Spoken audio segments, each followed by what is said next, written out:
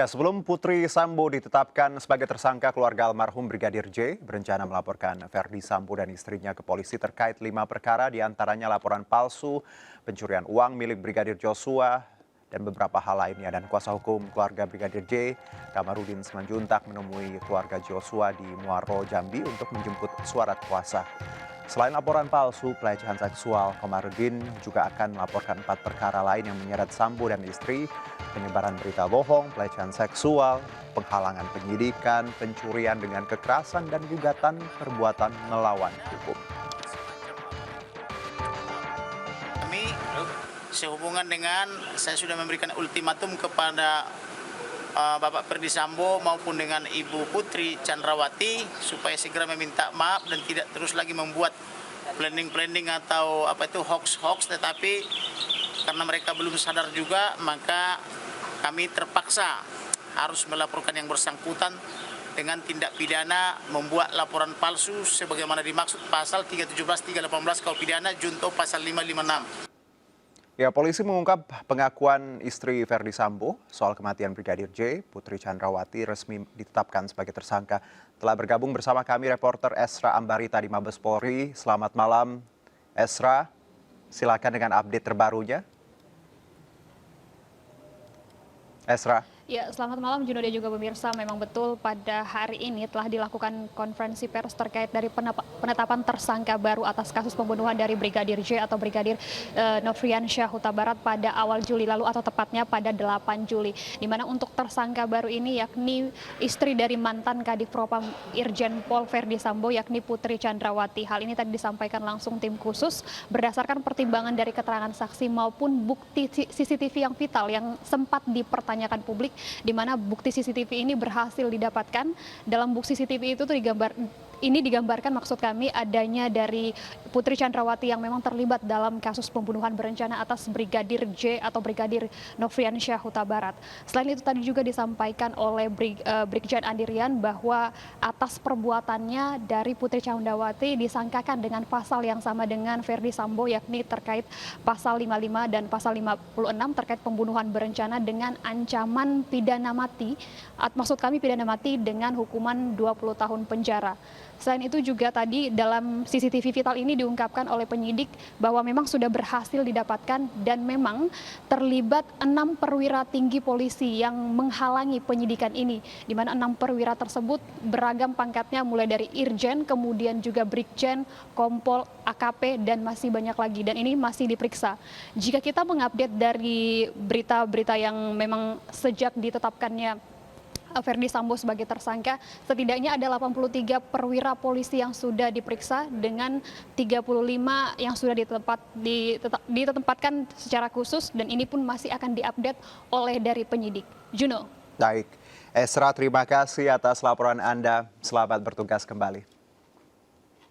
Dan kita lanjutkan dialog kita malam ini masih bersama Bang Boris Boy Purba, tim kuasa hukum keluarga Brigadir J, ada juga Irjen Polisi Purnawirawan Arianto Sutadi, penasehat ahli Kapolri, serta Bang Septa Chandra, pakar hukum pidana kita yang sudah ada di studio. Saya ke Bang Boris kembali. Bang Boris, kalau kita lihat pasal yang dijerat kepada Bu Putri ada 340 KUHP. Tanggapan Anda, sudah tepatkah? Boleh di-unmute dulu, Bang Boris, audionya. Silakan. Menurut kalau dari kita itu sudah sangat tepat, karena sesuai dengan laporan kami dari awal bahwa kami juga melaporkan terkait pasal-pasal ini, yaitu 340, 338, 55 dan 56. Sebenarnya ada laporan lain pada saat laporan itu tanggal 18, tapi karena kita belum siap bukti, makanya dengan nanti di minggu depan kita akan melakukan laporan kembali. Berarti terhadap ada kemungkinan terkait yang tadi ya, 5 perkara yang akan diajukan, hoax, kabar bohong, penghalangan penyidikan, pelecehan seksual, pencurian uang. Iya, betul. Yang lebih penting lagi sebenarnya obstruction of justice yang dilakukan oleh para penyidik. Iya, karena bagaimanapun perkara ini bisa seperti ini yang tidak jelas ini tidak terlepas dari yang namanya peran para penyidik. Nah, kita berharap penyidik ini tidak hanya sekedar kode etik yang dikenakan kepada penyidik, tapi tetap dikenakan pidananya. Makanya kami selalu secara prosedural menempuh ini. Makanya minggu depan di awal-awal kita akan melaporkan obstruction of justice ini agar legitimasinya lebih mendasar dan tim sus bisa memproses secepatnya kasus ini. Baik, Pak Arianto, bahwa kita bicara kode etik dan pidana, dua hal ini tentunya sebenarnya beriringan, ujungnya juga akan bisa ke pidana. Kalau dari tanggapan Anda, kalau dari tadi Bang Moris menyebutkan bahwa tidak hanya etik yang lain, ini juga harus kena pidana, bisa pastinya kan? Bisa pasti. Oke. Bisa. Aha. Lalu Ya, jadi memang begitu. Silakan. Memang kemarin itu kan tindakan kode etik itu ya, berangkatnya kan karena dari temuan di lapangan ya. Setelah didatangi cek di lapangan itu ternyata ada dugaan pas itu rekayasa TKP itu ya. Baik. Jadi di sini mungkin kita perlu bedakan antara penyidik yang pertama kali itu, yang menangani 2 hari itu bukan penyidik Pak itu Pak, itu anggotanya Pak Sambo gitu. Oke. Nah, sedangkan kalau kita ngomongin penyidik sekarang ini adalah penyidik yang dikirim oleh tim sus gitu. Jadi dibedakan itu Pak. Baik. Makanya tadi kalau dengan adanya laporan daripada korban tadi ya, dilaporkan ada obstruction of justice itu bagus. Jadi kita bisa masuk ke pidananya ke situ kan. Pidananya itu biasanya kan diawali dari laporan polisi gitu. Baik. Sedangkan kemarin kan dulu yang 2 hari pertama itu kan nggak pernah dibikin laporan polisi temuan. Betul. Itu kira-kira gitu. Jadi itu jadi clear lah masalah ini bisa lebih jelas arahnya ya. Jadi kode etik itu karena kemarin tidak ada LP, kemudian diterapkan, dan untuk mempermudah itu diisolasi, dan itu mempercepat proses untuk mengungkap perkara ini, dan pasti yang terlibat itu obstruction pasti akan ke sana. Gitu. Ya, karena ini krusial sekali ya, penegak hukum, tapi merekayasa hukum, it's a big thing ya. Tapi perlu digarisbawahi ya Pak ya. Yang pertama kali datang itu bukan penyidik, ya. Itu adalah penyidik Suruman. Betul, kita paham itu, Pak Arianto. Nah itu, jadi bukan standar penyidik polisi, itu yang harus diketahui masyarakat. Saya yakin institusinya bagus, cuman ada beberapa orang yang memang harus kena sanksi. Beberapa orang. Betul. Pak Arianto, kalau kita kembali ke Ibu PC yang dikenakan pasal 340 KUHP, sudah tepatkah Anda ini terkait pasal ini dan hukuman ancamannya mati? Bagaimana tanggapan Anda? Saya agak kaget ya dengan 340 itu. Tapi kalau ada 5556, nah itu agak nggak gitu kaget. Karena kalau dia merencanakan gitu, karena itu berarti sudah ada bukti yang kuat. Baik. Ya. Nah, sedangkan selama ini kan kita kan nggak ngerti bukti apa yang ditemukan tadi. Hanya biasalah, polisi biasanya kalau ngomong kan 2 alat bukti cukup. Betul. Pasti nggak jelaskan alat buktinya apa. Kalau yang disebutkan keterangan saksi dan CCTV, Pak? Ya. Kalau yang disebutkan 2 itu? Iya. Keterangan saksi dan CCTV. Saksi siapa, CCTV apa, berbuat apa, itu yang penting sebetulnya. Jadi mestinya kalau dijelaskan, ibu ini terlibat karena di dalam CCTV dia ikut bantu megangin kepalanya brigadir. Gitu. Misalnya kayak gitu kan jelas, tapi kalau ini enggak, jadi kita nggak bisa mengandai-andai itu. Tapi ini mungkin bagian dari penyidikan Pak untuk tidak semuanya diumbar ke publik ya, kita yakin. Kalau saya pribadi kayak gitu diterangin aja lah udah. Akhirnya juga nanti akan dibuka. Gitu. Tapi itu katanya rahasia, nggak boleh, saya nggak. Berarti kalau Anda tadi punya asumsi seperti itu, harusnya dibuka saja ke publik. Publik berhak tahu ya? Enggak berhak tahu. Gini, publik pengen tahu. Gitu. Publik pengen tahu. Keingintahuan publik itu menimbulkan kecurigaan bahwa polisi menutupi kebohongan. Kan gitu selama ini yang terjadi kayak gitu. Gitu kan. Nah, kalau polisi juga boleh mengkeep itu apa? Memang informasi itu karena untuk penyidikan, polisi boleh aja menutup, nggak apa-apa. Karena nanti untuk penyidikan. Tapi model kayak gitu tuh menurut saya rugi bagi polisi yang sekarang ini ada terpuruk, dianggap dia itu sebagai menutupi kebohongan gitu. Jadi sebenarnya kalau tidak diungkapkan juga polisinya rugi ya, karena tadi keadaan rugi sudah lah. seperti ini. Sudah jelas kan kayak gitu. Betul. Kecuali kalau keterangan itu membahayakan orang lain.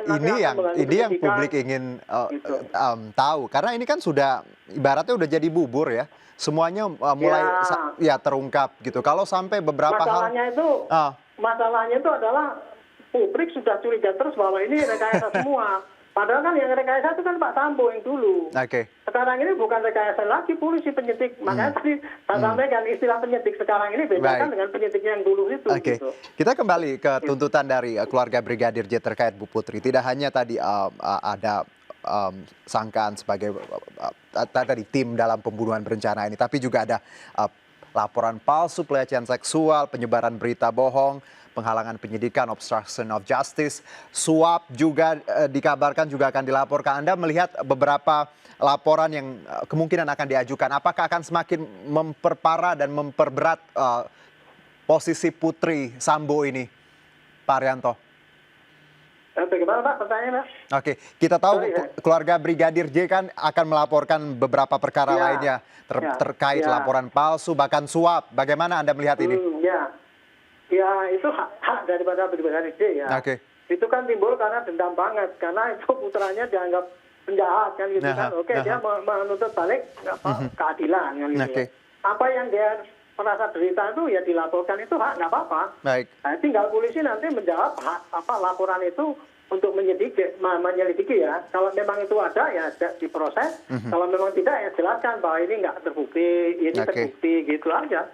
Itu biasa itu dalam proses suatu laporan polisi itu. Baik, saya ke Bang Septa. Bang Septa, kita lihat lagi bagaimana keluarga Brigadir J dengan move-nya tadi ya. Walaupun Bu PC sudah jadi tersangka, tapi akan melaporkan untuk hal-hal terkait lainnya. Kita tahu juga ada mencoba memberikan amplop ketika LPSK seperti itu melakukan penyidikan. Anda melihat apakah ini juga harus tetap dilakukan mengingat tadi dalam rangka mencari keadilan dalam frame yang lebih besar seperti itu? Ya tentu tadi benar menjadi haknya daripada keluarga korban gitu ya. Selagi bisa dibuktikan adanya dugaan-dugaan tindak pidana tersebut, maka sah-sah saja dilaporkan. Kenapa tidak? Seperti itu? Kenapa tidak kan begitu? Nah tentu setiap tindak pidana itu dalam hukum pidana akan dipertanggungjawabkan pada pelakunya. Dan nanti tinggal dibuktikan mana yang kemudian memang terbukti dilakukan oleh Bu Putri atau itu hanya laporan-laporan yang tidak bisa dibuktikan misalnya. Jadi untuk melaporkan itu sah-sah saja. Soal nanti proses penuntutannya seperti apa dalam hukum pidana kan ada namanya dalneming ya. Bukan dalneming tapi konkursus gabungan tindak pidana gitu. Nah di situ juga ada dalam penjatuhan pidananya dibatasi karena kita membatasi kumulatif terbatas dalam penjatuhan pidananya. Jadi tidak mungkin juga orang dijatuhi pidana kurungan badan itu lebih dari 20 tahun. Kalau merasa 20 tahun kurang cukup, maka seumur hidup atau hukuman mati. Kan begitu. Gitu. Baik, tapi Anda yakin bahwa para pelaku ini bisa dapat hukuman maksimal? Karena beberapa pihak skeptis loh. Ya, kalau saya sih yakin gitu ya. Karena ini nanti itu masyarakat di samping publik juga harus mengawal ya, proses, terutama di proses peradilan nanti ini menjadi lebih penting. Karena di proses peradilan nanti publik bersama-sama mengawas proses peradilan ini akan menjadi suatu hal yang juga membuat majelis hakim yang memeriksa mengadili serta memutus perkara ini akan lebih hati-hati tentang perbuatan yang didakwakan kepada para pelaku ini sehingga kemudian benar-benar dijatuhi pidana sesuai dengan kesalahannya seperti itu. Saya ke Pak Arianto. Saya tahu ini Pak Arianto waktunya terbatas. Ini segmen terakhirnya Pak Arianto. Pak Arianto, kalau boleh satu pertanyaan saya sebelum kita tutup. Menarik, ada Menko Polhukam Pak Mahfud menyebut ada raja-raja kecil di tubuh Polri. Bagaimana Pak Arianto menanggapi ini? Ya memang oleh Pak Mahfud kan kelihatannya kayak gitu kan. Makanya beliau sebutkan kayak gitu. Nah apalagi sekarang beredar itu draft-draft yang keliling dunia itu. Ya orang makin dan ada Pak Arianto jangan lupa loh ada 900 miliar loh baru ketemu loh. Itu nggak tahu lah itu. Tapi intinya ya apa yang disampaikan Bapak Mahfud itu pasti beliau melihat kayak gitu dan mendengar juga berita yang lain gitu kan. Sehingga beliau akan mengatakan begitu. Saya kira sebagai pejabat nggak akan mungkin lah ngomong asal ngomong gitu aja ya. Itu menjadi introspeksi polisi lah. Pak Kapolri untuk segera bebenah apa yang dituduhkan itu. Kalau memang enggak ya jawab nggak ada. Tapi kalau mengada ya segera dihilangkan. Ya. Gitu aja ya. Satu lagi Pak Arianto mungkin, dengan segala kompleksitas yang kita punya, dengan banyaknya tokoh yang berkomentar, dengan asumsi publik yang sangat liar, apa yang dilakukan Kapolri dan jajarannya saat ini menetapkan Ibu PC sebagai tersangka adalah langkah yang cukup kita apresiasi. Kedepannya apa yang harus dilakukan Polri agar trust publik ini kembali terbangun? Selain tadi mungkin mengungkapkan motif atau ada hal lain menurut Anda Pak Arianto? Langkah taktis ya sekarang ini adalah mempercepat proses itu kirim ke pengadilan supaya nanti publik akan segera tahu apa yang terjadi sebelumnya gitu, apa sebetulnya yang terjadi gitu. Itu satu ya, itu sudah meredakan publik untuk tanda tanya. Oke. Nah, kemudian dengan kecurigaan publik bahwa di dalam polisi ada kayak gitu, itu perlu perbaikan total ya menurut saya. Karena selama ini kan kita nggak menduga bahwa di dalamnya kok parah kayak gitu kan. Gitu. Nah, ternyata kan parah kayak gitu kan. Gitu. Ya kita harus akui itu nggak bisa perbaikan kecil-kecil. Harus perhatian besar-besar, itu sistemnya mungkin dicek kembali mana sistem pengawasan itu dalam itu cukup apa enggak. Tapi kalau pandangan saya, ini sebetulnya sistem pengawasan eksternal juga harus diperkuat. Supaya polisi itu ada yang ngawasi dari luar, sehingga apabila melenceng dikit bisa dijewer gitu loh. Kalau sekarang kan nggak ada yang jewer. Betul. Dan Kompolnas itu menemukan orang, meriksa orang Pak Arianto, 1,5 juta polisi. Iya, ada yang bilang bahwa nggak viral, no viral, no justice. Ya, ini juga sempat peristiwa ini tercium beberapa minggu awal, tapi sempat hilang. Lalu publik membuat ini viral dan akhirnya baru bertindak. Anda melihat bahwa sebenarnya ini yang jadi persoalan kita juga dan tuntutan publik. Kalau nggak viral, nggak ada tindakan. Tanggapan Anda? Ya. Itu kalau saya menilai gitu ya, polisi kurang pandai melihat perkembangan lingkungan. Oke. Yang kedua, polisi kurang cepat membina viral itu. Karena dia lebih mempunyai pedoman bahwa ini ada kejadian ini, dia memusatkan pada kemampuan mengungkap kasus ini. Padahal kasus ini kalau mengungkap kan lama Pak selesainya. Mestinya diungkap sedikit-sedikit dia ngomong, ini udah gini. Jadi nggak timbul yang viral-viral itu Pak. Itu kira-kira. Baik Pak Arianto, terima kasih sekali waktu dan insight-nya, sehat-sehat. Insya Allah kita ketemu lagi dalam obrolan selanjutnya. Terima kasih sudah bergabung bersama kami dan Bang Septa dan juga Bang Morris. Nanti kita lanjutkan obrolan kita di segmen selanjutnya. Pemirsa tetap bersama kami di MNC News Prime.